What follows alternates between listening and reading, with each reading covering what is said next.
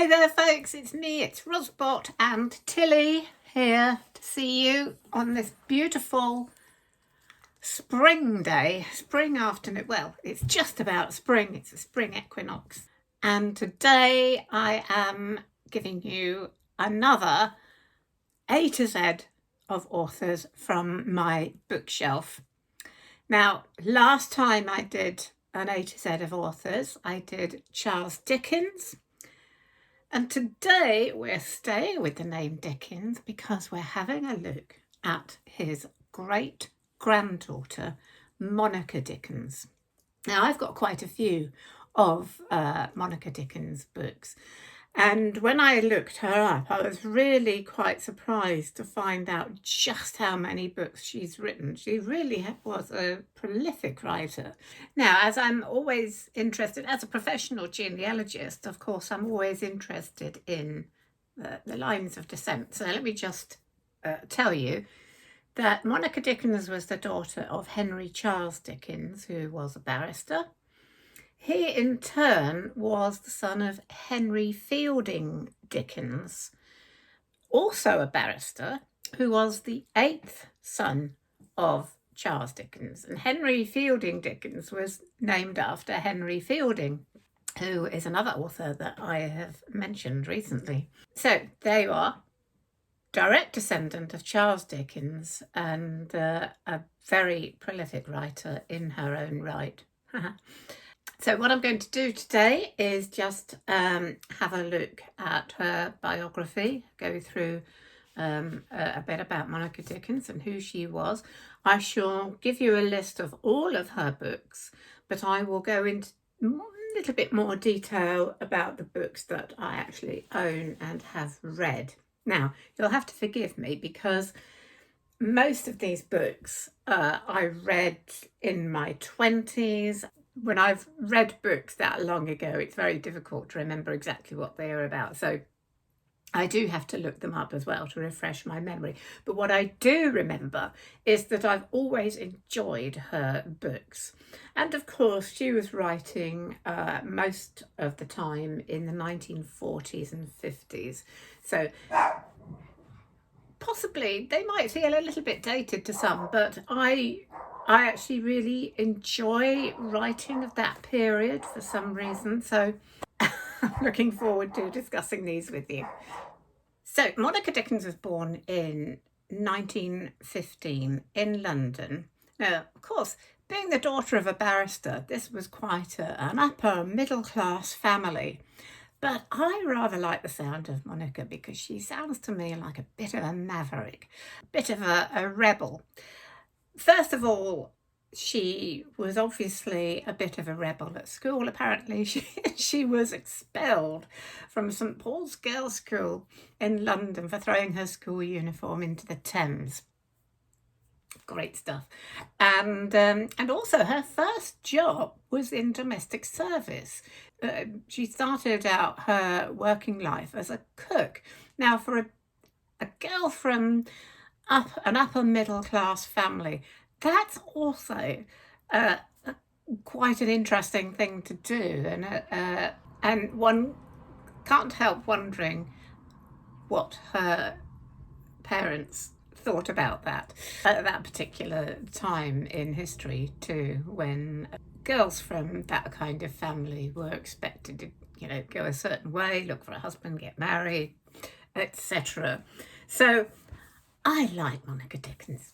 And of course her experiences as a cook and also as a general servant came together to form her first book, which was called One Pair of Hands, which I have in my collection too, which was published in 1939.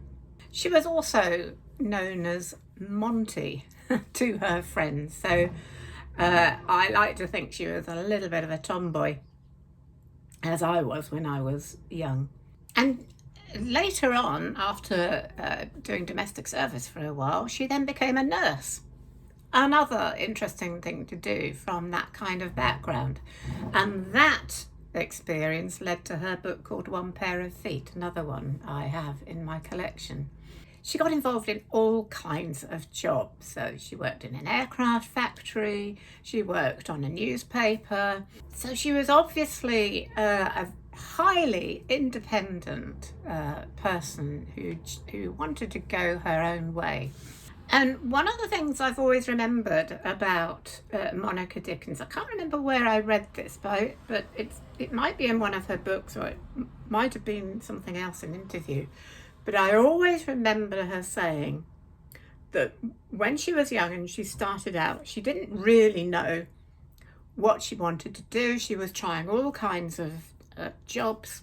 And it wasn't until she started writing and writing novels that she realised that all those different jobs that she was doing were giving her the experience of so many diverse different environments and different people that would really help in her career as a writer. And I so related to that because in my time too, I've done lots and lots of different kinds of jobs.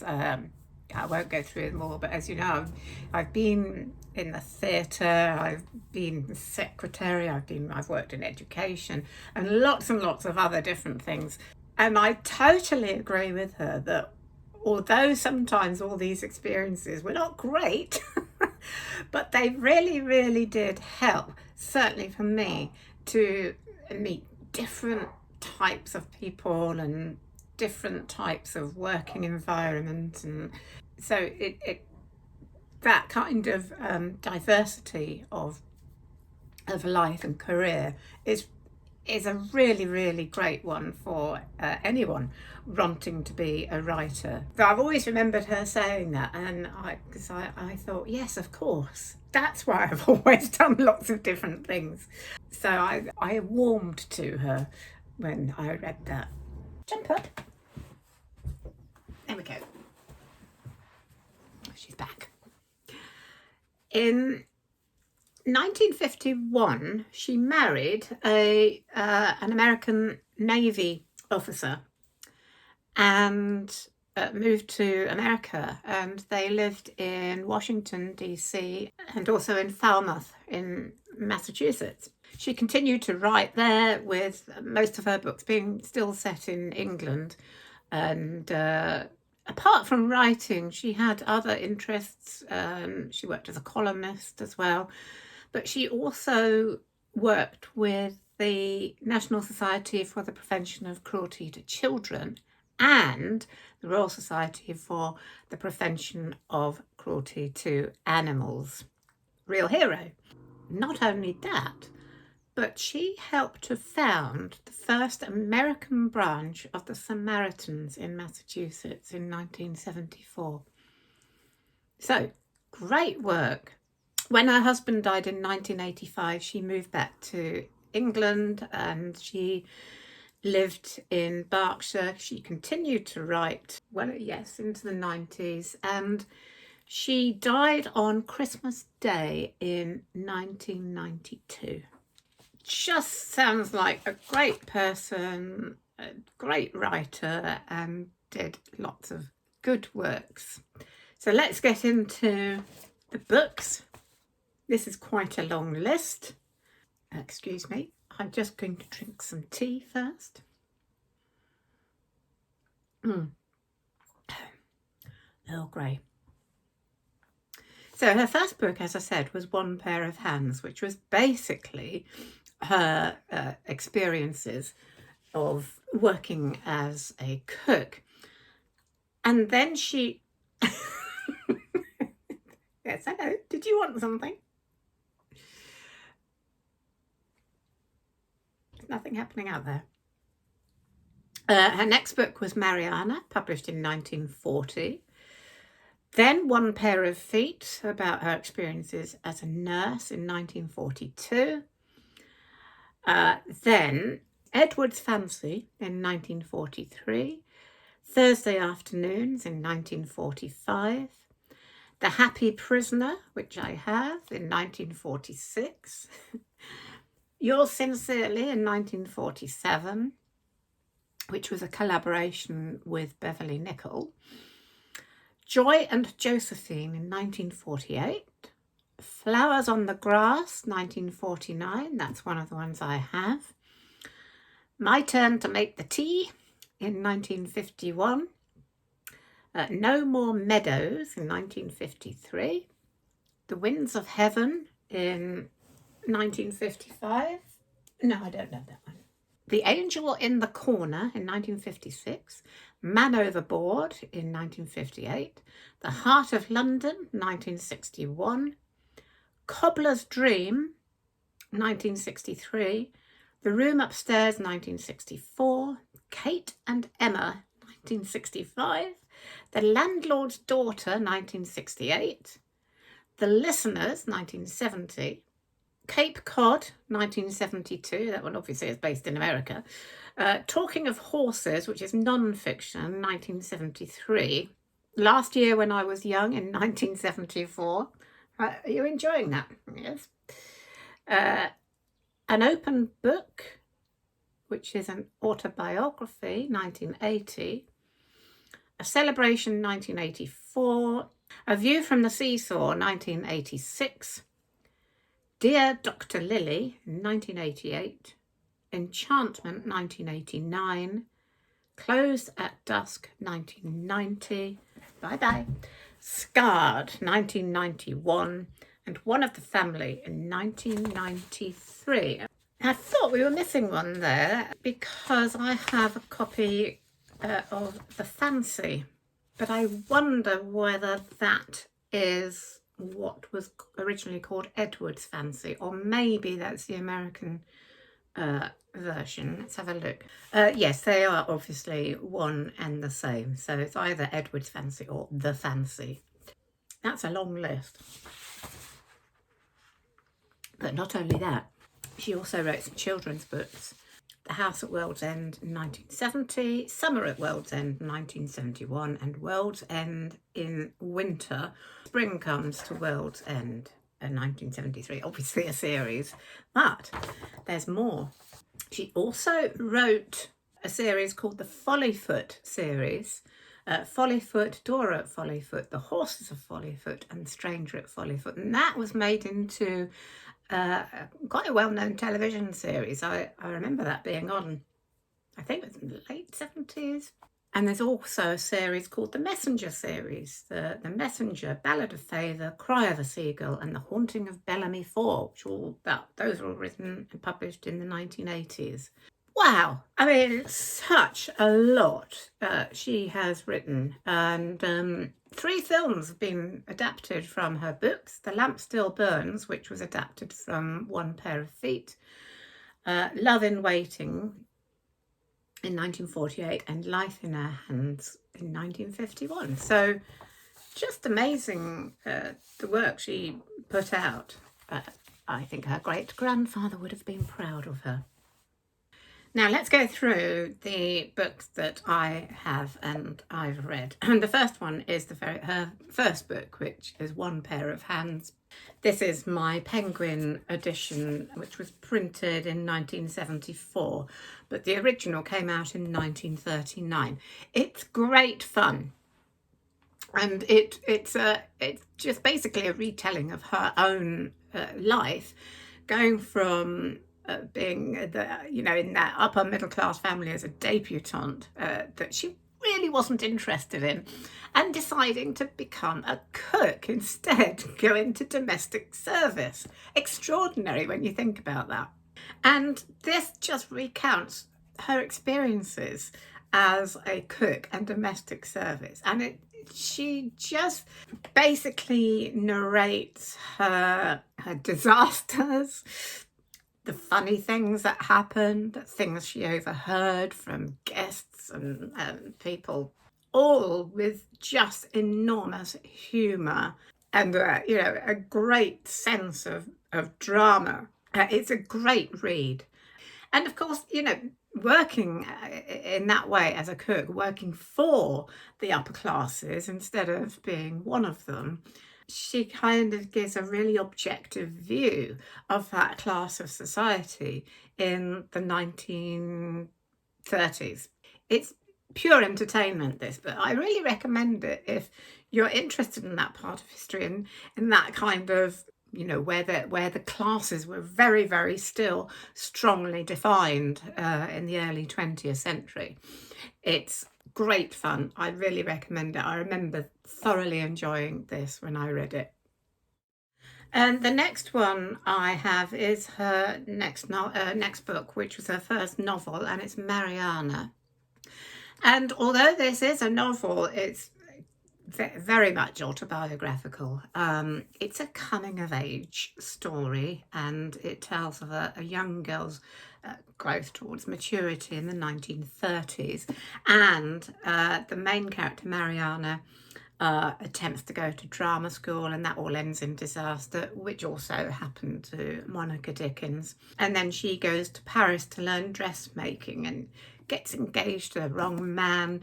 So it's just, as I say, it's a coming-of-age novel. It's a great novel to read, I think, in spring, and also got Dickens' great humour and a sense of drama, which she does so well. Published originally in 1940, so it was right at the beginning of World War II. The review in the magazine, The Lady, said, "So enjoyable that it is impossible to understand how it disappeared from view for so long." And Gillia Cooper says about it, "Mariana is one of my favourite books. I adored it when I was young, and I'm enchanted that this fantastic love story is now available to a new legion of readers." So there you go, Mariana. It was republished again in 1999, so it had a kind of rebirth, if you like. So well worth a revisit if you've read it before, or if you haven't read it before. The next one is again her next book, and it's One Pair of Feet. This is a rather nice little copy, published by Mermaid Books. Slightly battered, I have to say, but I rather like it. And One Pair of Feet was first published in 1942. I think this edition is 1953. And again, like One Pair of Hands, it's the retelling of Monica Dickens' own experiences.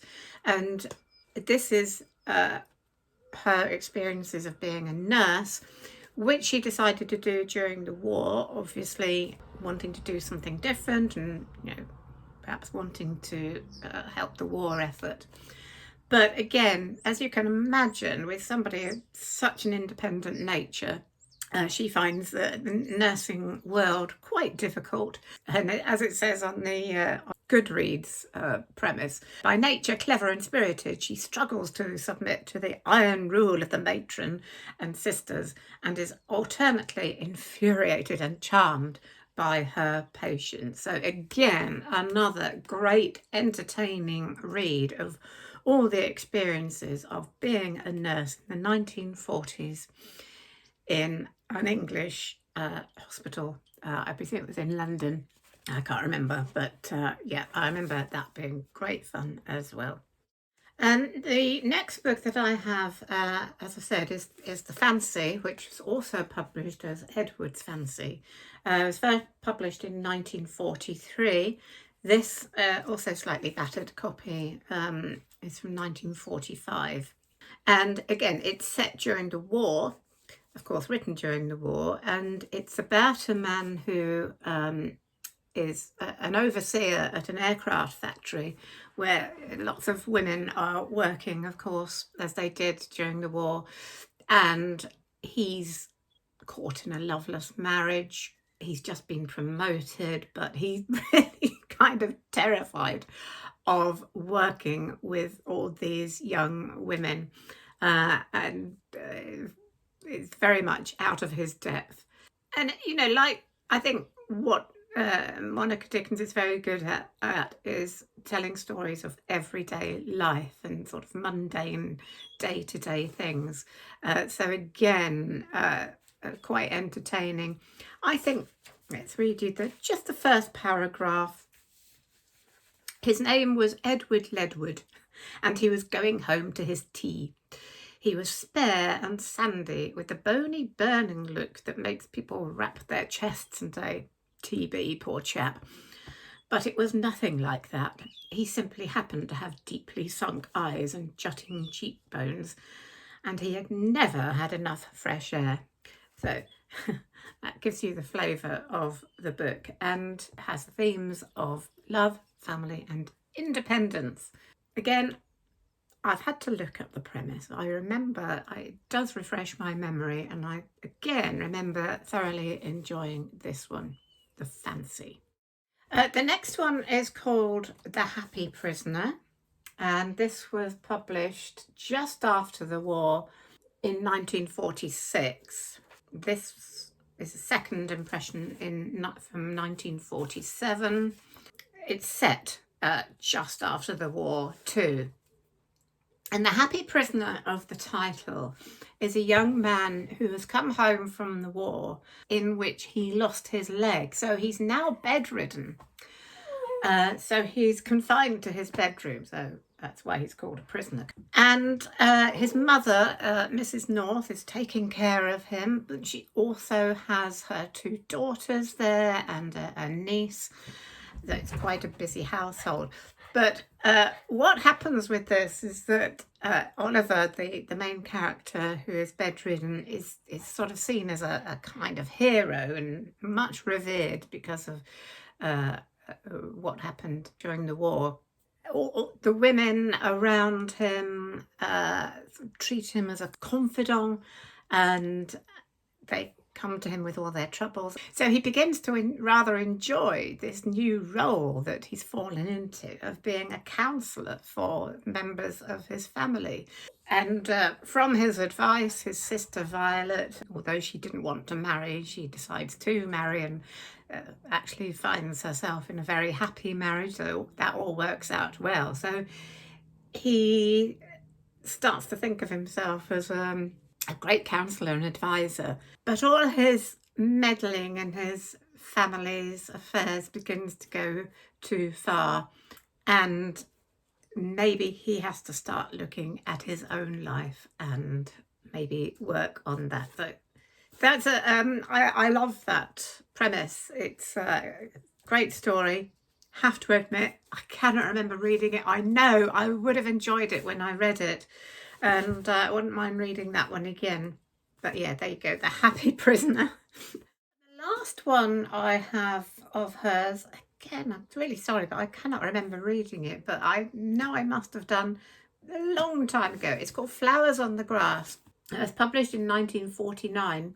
And basically, I mean, the plot is very, very simple. It's about a man whose wife dies very suddenly, and he decides to set off and kind of go travelling and just re-find the freedom that he remembered as a boy. And it's basically about all the different characters he meets on his travels, in boarding houses, in hospitals, etc. Whether the plot is really strong, I'm not sure. There's a couple of things on Goodreads, reviews on Goodreads, that suggest they found it a bit difficult because of the way it's structured.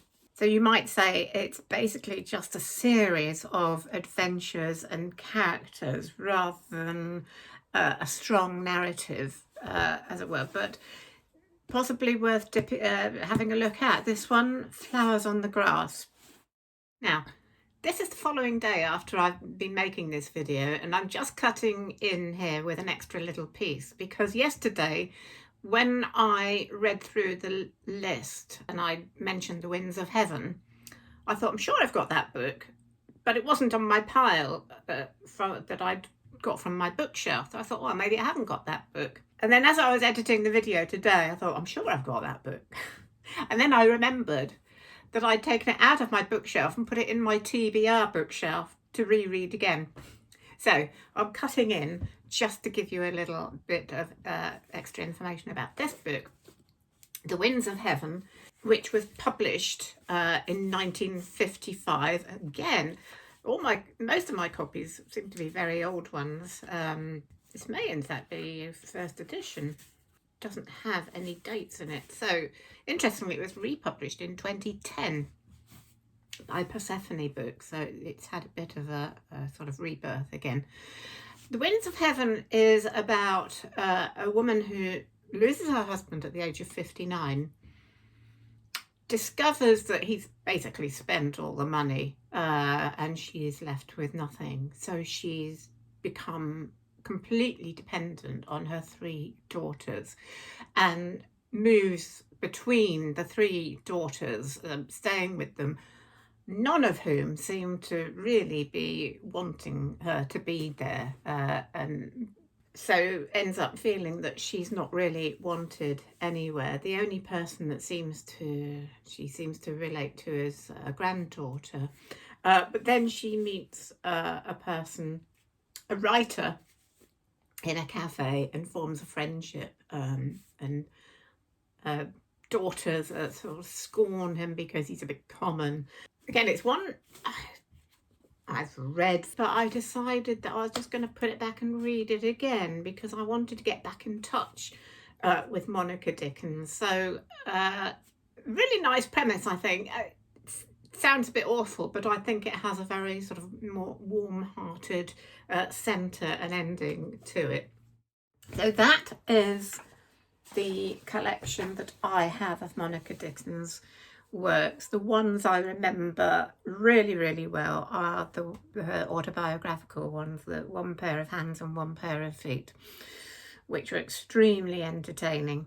But if you've never come across Monica Dickens before and you like those novels written in basically mainly 40s, I mean, she went on writing until the very early 90s, before, right up until her death, really. But the ones I have are mainly from the 1940s. And you might have come across her children's books and the series, but it's well worth dipping into the other novels if you haven't read them. Such an amazing list of work. I would definitely pick up another Monica Dickens whenever I see it, because I would really love to have a look at her other books. So there you are. I hope that if you haven't looked at her works before, then you might have a go at those if they appeal to you. Also, of course, the last time I did an A to Z of authors was her great-grandfather. So if you want to have a look at that video, I'll put that up here. I'm hoping that next week I'll have a book review ready, if I've finished the one I'm reading. But if not, I will think of something else, don't worry. I think that's it for now. And for some reason, my closing off video from yesterday got deleted. I've had a lot of technical problems recently. So here's another one where Tilly and I say, ta-ta for now.